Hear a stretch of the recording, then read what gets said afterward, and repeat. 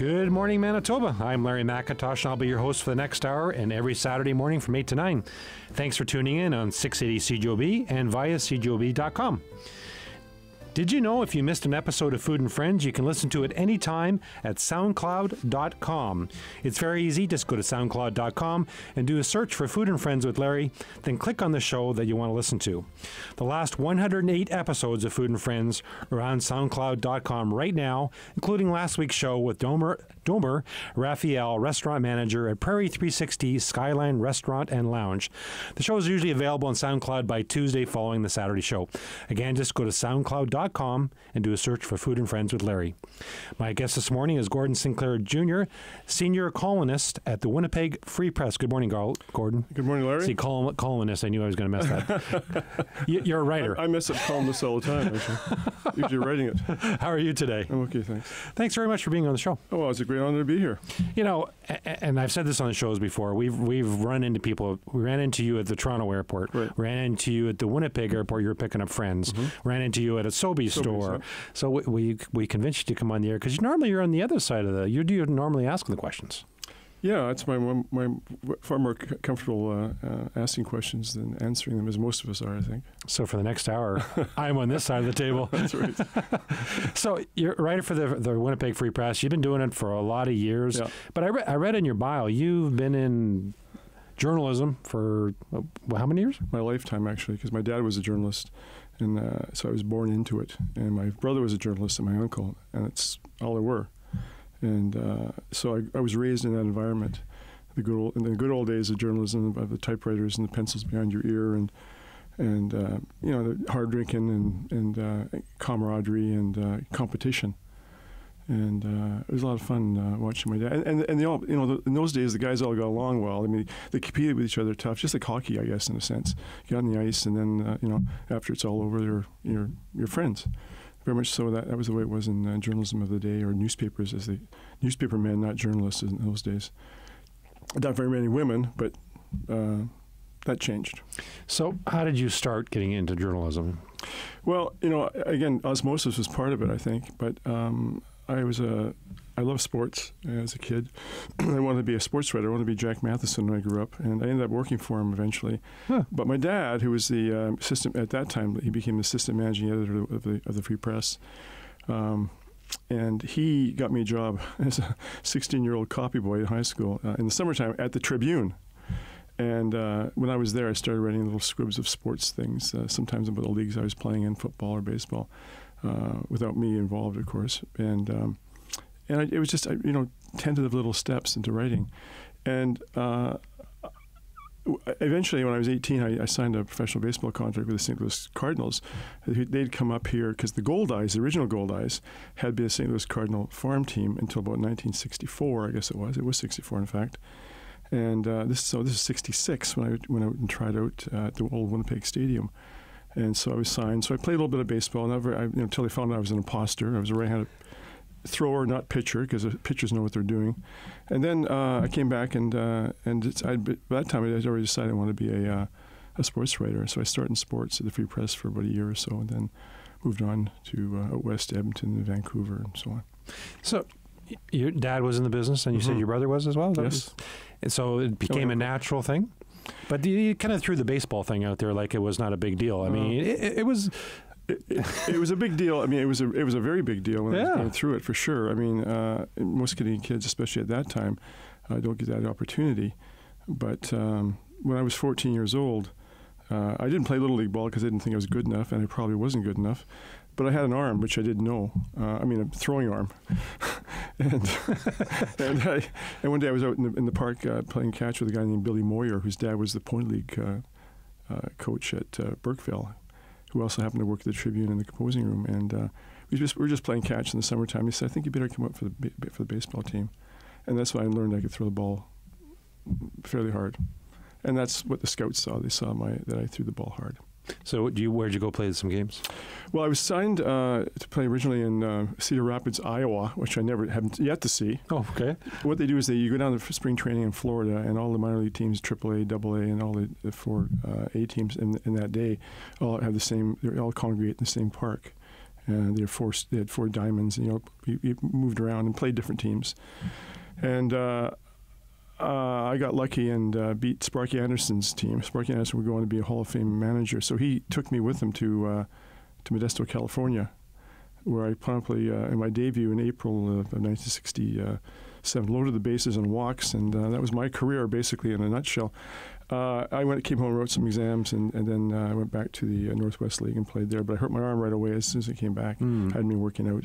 And the next year I went to spring training, and they quietly released me. In your early days of journalism, sports, were you? Yeah, I gravitated to sports. What I found, Larry, though, was that I didn't go to university, but I still had a thirst for knowledge, and so eventually I got bored with sports. It was too shallow. There wasn't enough. I wasn't learning enough, so I ended up covering. There's lots of cliches, though. The backs are against the wall. That was one of the things you learn early. And if you have good mentors, is you try not to use cliches if you can possibly help it. Yeah, avoid them like the plague. Is that what they say? Avoid them like the plague. Yeah. And we want to learn more about your background a little bit, where you were. You sound like you've traveled around a few places, but we're going to have to take a break. So we'll be right back with Gord Sinclair Jr. from the Winnipeg Free Press after we take this break. Welcome back to Food and Friends. I talked about Manitoba Day last week, but I want to take a few minutes to talk about it again. Manitoba is going to be 144 years old. The Manitoba Act, which created the province of Manitoba, received royal assent on May 12, 1870, making it Canada's 5th province. This act created the province of Manitoba, which was officially incorporated into the Canadian Federation on July 15th. Lots of dates here. Manitoba's official flag was dedicated and raised for the first time on May 12th, 1966, and in 1986, on May 12th, was designated as Manitoba Day. We wondered how many Manitobans knew this. Peak of the Market hired Prayer Research Associates to conduct a survey in February of this year of Manitobans over 18 years of age. We asked one question: when is Manitoba Day?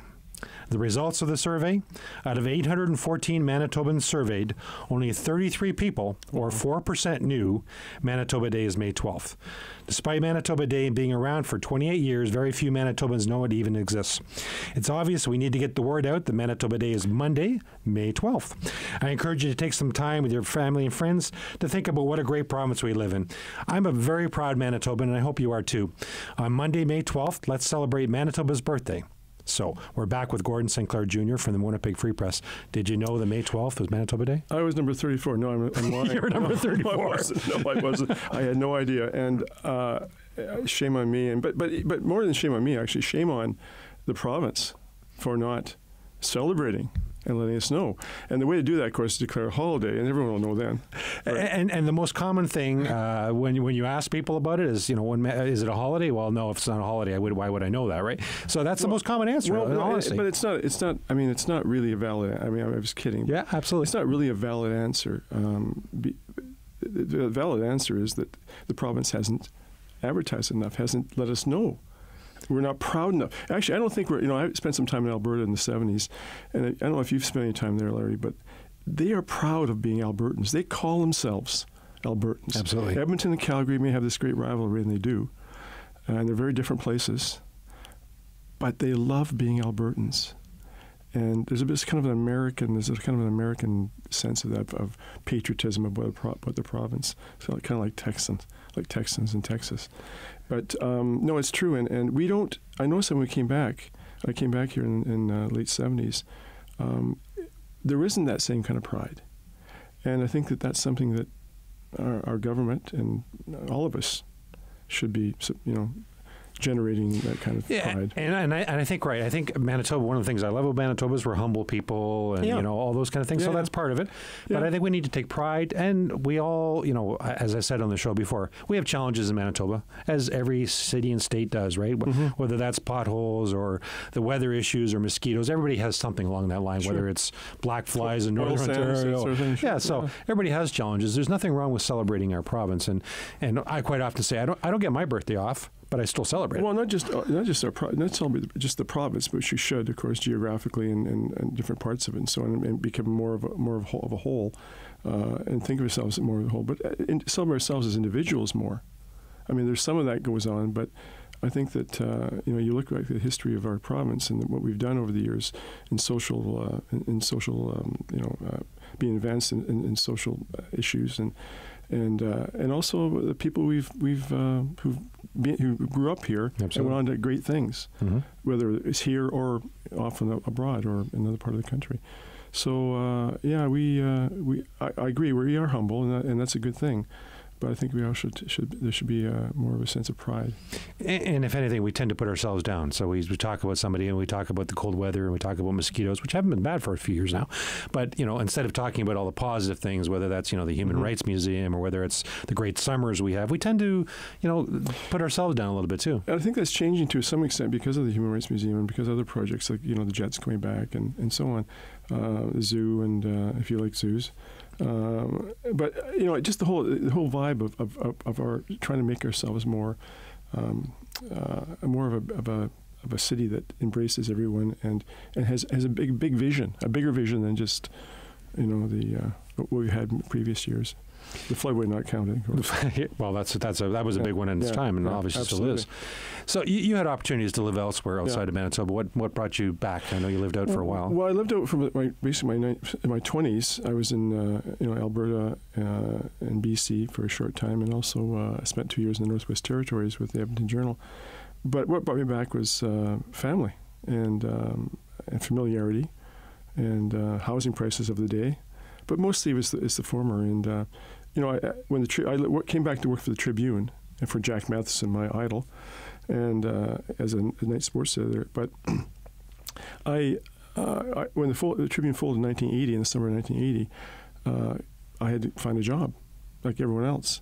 And the Free Press wasn't hiring for the first year approximately because there was some combines investigations going on with all different papers folding all at once across the country, trading off FP Publications and Southern were trading off papers. Whichever paper had the highest circulation survived, and the other one didn't.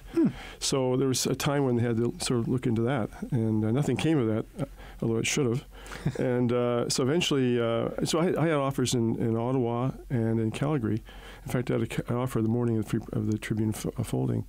But I really wanted to stay here, and my brother, bless his heart, my younger brother, who also had been working at the Tribune at the time, saw an ad in the paper for Ducks Unlimited. They wanted an editor, so I applied for that and got the job. So I was able to tread water, so to speak, for a year, and then I was offered a job as the night sports editor of the Free Press, which I declined because I wanted to write, as a young family, didn't want to work nights. And then finally the column came open in 1981, summer of 81. So you've been writing a column for the Free Press since 81? Mm-hmm. Wow. It was a long time. Well, it's funny because I was watching Letterman the other night when he was announcing his retirement, and he was talking about how he had done, I think he's a year older than I am, but he'd done his show. His show was about the same length of time as mine, my show, as it were, my column show. And he remarked about how half his life has been spent. And I realized, that made me think, I'm 66, half of my life, 33 years, has been spent writing this column. So that's a bit of a wake-up call.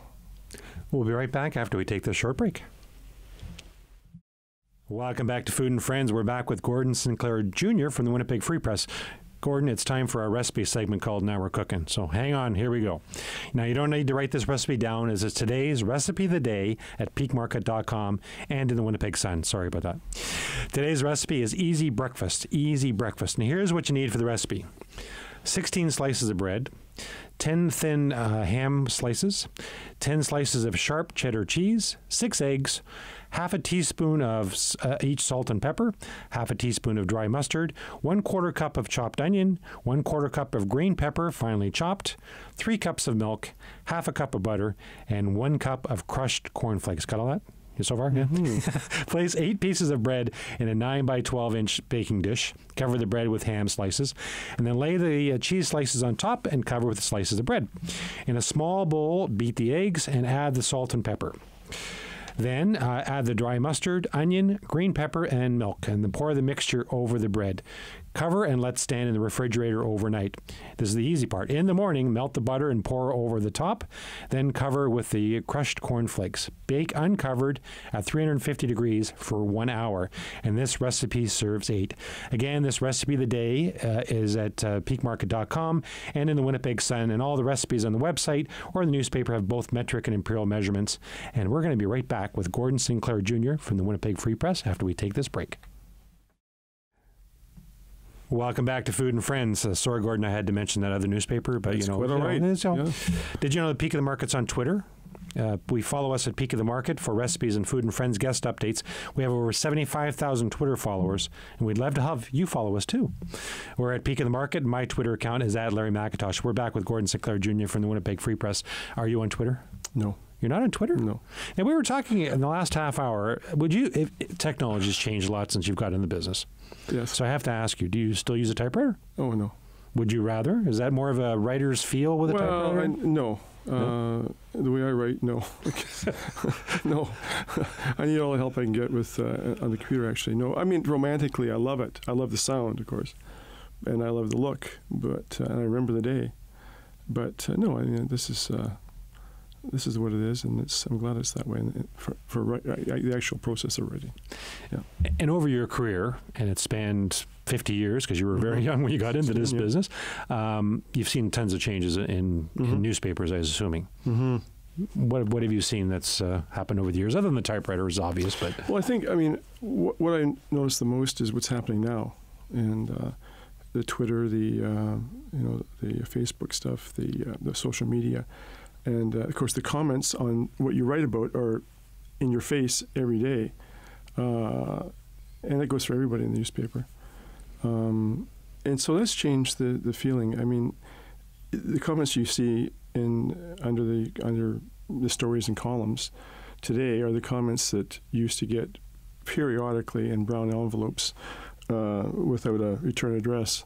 And you just throw them in the bucket and where they usually belonged. But and generally speaking, I don't know about your column, but because I haven't read all your comments, but are they mostly negative comments? Do people take time to say what a great article, or are you a bit of both? Or? Well, I don't. I like you. I don't really read them unless I have to, or unless my manager sometimes asks me. I think twice they've asked me to go on and talk to the readers. Okay. Which is sometimes enjoyable, actually. I tend not to want to do that. I tend to think that's their forum, that's not my forum, which is kind of old school. But yeah, I would say that from what I've seen and what the trend is in most forums anyway, in most media forums, they're called trolls, and they're people who like to anonymously be troublemakers in a sense, or not troublemakers necessarily, but be rude or crude or mean or personal. I think it's tough enough to do this job for me anyway, and most people, without having to have read through the negative, all that kind of negative stuff. There's sometimes obviously there are people who make good points, and they're valid, or they call you up on something. It's fine, but the majority I find are not helpful. Let's put it that way. They're not helpful. And I can tell you, I don't do what you do, but we were on Facebook and Twitter and Google Plus and LinkedIn, etc. And we put who our guests on. So we'll put your name, obviously put your name up there this week. And the comments are generally good, or, likes and those kind of things on Facebook. But we have politicians on. Oh, my goodness. It's all the negative stuff comes out, and some very vicious things are said about, and it seems to be, doesn't matter whether it's federal or provincial or city. So I would find that hard. So I'm just saying, I don't know what kind of comments you get, but I would find that hard. Well, that's why I don't look at them. Unless, the odd time is someone draws my attention to the comments for a particular reason, I'll look. But for the most part, I just do not go there. So, slightly off topic, how do you come up with ideas for your stories? Well, there are many, many different ways. Sometimes it's something I see. Sometimes it's something that someone's brought to my attention. Sometimes it's something I feel. It depends, but I try to think of what the readers would find interesting, and then try and write it in an interesting way. That's essentially what I do. Because I would think I sell vegetables for a living. Let's keep that in mind. But I would think that would be pressure, having to come up with new ideas, things to write. And I mean, I read last Saturday, I think you were talking about the tickets for being on the cell phone. I found that very interesting, and it's kind of an everyday thing that we all deal with, right? Well, that's the thing. The key is that, in order for people to be engaged and read you, they have to relate, and either they have to relate to the subject per se, like that one, which I think most of us relate to that. Mm-hmm. And so you try and bring something fresh to that, and also, let people know they're not supposed to be doing that. Mm-hmm. Yep. And it's an important thing to do. And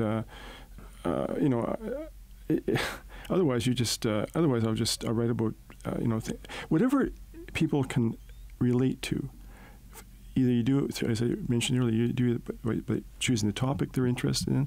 But even that's not enough. You have to write it in a way, or try to write it in a way that engages them. Sometimes you can take topics that people don't care about, and if you write it well enough, hopefully, or start it well enough, they'll get engaged. And if you do it often enough, they'll give you a chance to let them get engaged in it. So when you're writing, do you try and do something controversial to get people engaged? That's not really, I don't see that, but it's not really your thing? No, I don't. You don't have to be you don't have to try to be controversial when you write. It's just, you open your mouth, whether it's on radio or in television, or you start writing something and automatically it becomes controversial. So to try and spike it by, inciting people, that's what some other people do. I'm not like that. And old school journalists are not like that. So if you had to say what's your favorite part of your job, what would it be? People. People? Yeah. I love interacting with people, and because they are the ones that read it, they are the ones that help you write it, and they're the ones that it's about. So, and what's better than people? There is nothing better than people. Mm-hmm. In my estimation. And I sometimes think we lose sight of that with emails and texting and all the things now. Sometimes even with the people I work with, sometimes you have to pick up the phone and talk to people and meet them. Well, I don't know how much time we have in this segment, but I'll tell you a little story. So do you want me to save it? You might want to save it. We got about a minute and a bit left. So what? Oh, yeah, you should be able to do it. Very good. So I'm in Toronto in November, and I'm on the bus, and it's very crowded. It's around 10 o'clock at night on the bus. Could have been the subway. It was the bus. And I'm crowded, and there's a young woman sitting beside me. And, you're that close. You're shoulder to shoulder. You say to yourself, like, why aren't we talking? Mm-hmm. So I just went over, I just turned my head like this, and I said to her, so what's the best thing that's happened to you today? I'd never asked that question before. I don't know where it came from, but that's what I do. And she looked at me, and she smiled, and she said, she's about 20 or so, and African, from Africa. And she smiled, and she said, I just got my mark back for my exam, and I got 94%. And she'd been in Bible school, and that's where she got her mark from. And I smiled back at her, so it was great. And she said, but essentially she said, I had no one to tell because her family's back in Africa. Her boyfriend had to go back to Africa and reply to coming to Canada. So if I hadn't asked out of nowhere, mm-hmm. she wouldn't have been able to share that with anyone. So it was really a very cool, magical moment, and it speaks to, literally, be engaged with people, not being distant, but be engaged and being interested in people, and that's what I try to do. We'll be right back with Gordon Sinclair Jr. from the Winnipeg Free Press after we take this break. Welcome back to Food and Friends. We're back with Gordon Sinclair Jr. from the Winnipeg Free Press. Now, you were saying during the break, mm-hmm. Gordon Sinclair Jr., that's what I said, right? Mm-hmm. During the break, I do stumble over names, that you wanted to ask me a question. So here's your chance. Well, I was going to ask you, you've got quite a profile, and you're a very engaging guy and come across that way. So when people bump into you, other than me, what do they most commonly talk about or ask you about?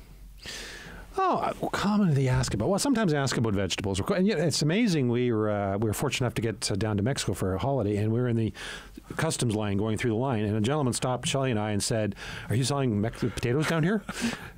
and the comment that really made me proud is he said to us, "You make me proud to be a Manitoban. Oh, nice. And that's the ultimate compliment for us. Is we're out there representing our province. In our case, it's vegetables, right? But we're out there doing it. We get people stopping us all the time asking about how to grow vegetables, which I don't know a lot about. That's not really my end of it. Yeah. We'll help them as much as we can, but I think the recognition and I find in the city or the province where we're around, when Shelley and I are together, people don't tend to stop us. If I'm out by myself or Shelley's gone off to another aisle, people tend to stop me and chat for a bit. So, which I love. I absolutely love it. Yeah. I love the fact that people recognize it and have things to say. So they give you a bit of privacy with your wife.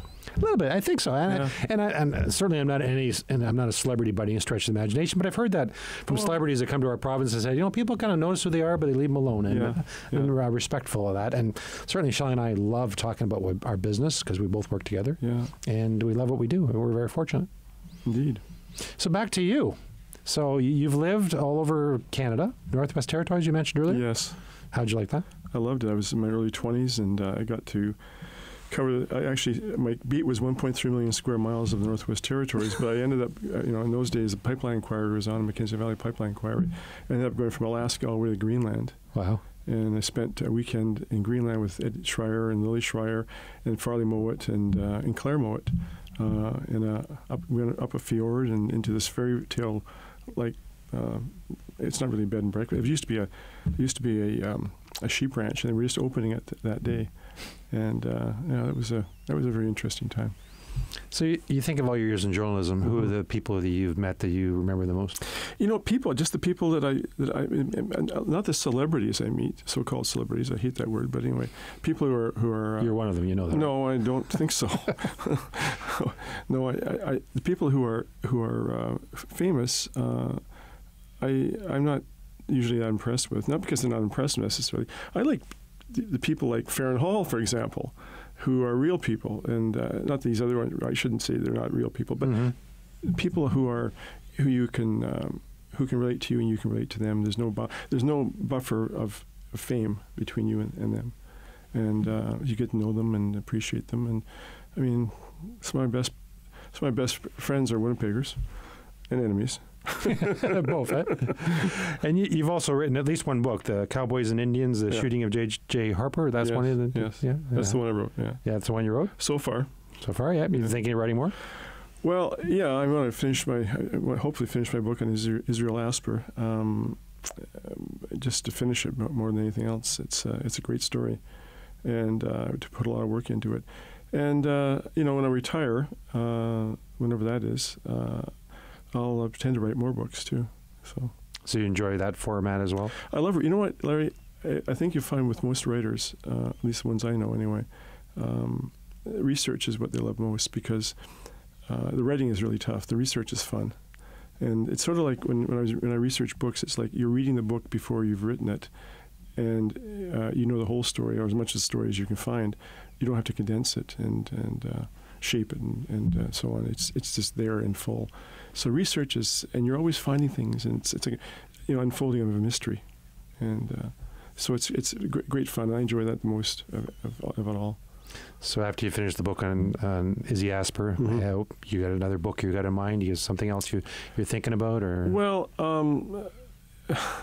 Manitoba Day. You want to talk about that? No, I don't think I'll be writing about Manitoba Day. I don't know. I think my wife wants me to write a book about my late mom, and maybe I'll write a book about the history of the Free Press, or make it interesting because it'd be more about people than the actual entity, because the people make the entity. And I don't know. Maybe I'll just pretend to write, just research and never really finish anything.